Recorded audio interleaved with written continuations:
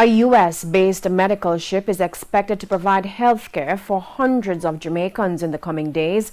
Doctors on board the vessel, which is docked in the Kingston Harbor, will be providing surgical care. Now, TVJ Shamela Pullen toured the facility and filed this report. Several persons traveled from near and far to downtown Kingston, where the U.S. Navy hospital ship USNS Comfort docked to perform surgeries. About a year now, I went to public and I got 3 times. They turned me off, so they put me on. I'm admitting public to do the surgery, but be a gunshot wound come in, so I couldn't get to do the surgery. So them call me and ask me if I need to wait till the ship come to go and do the surgery, and I tell them yes. This big ship is twice the size of the Kingston Public Hospital.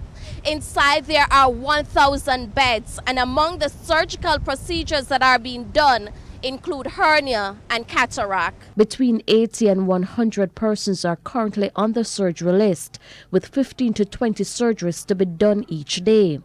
But the hospital ship is only able to do cases that are not so complex because of the follow-up care.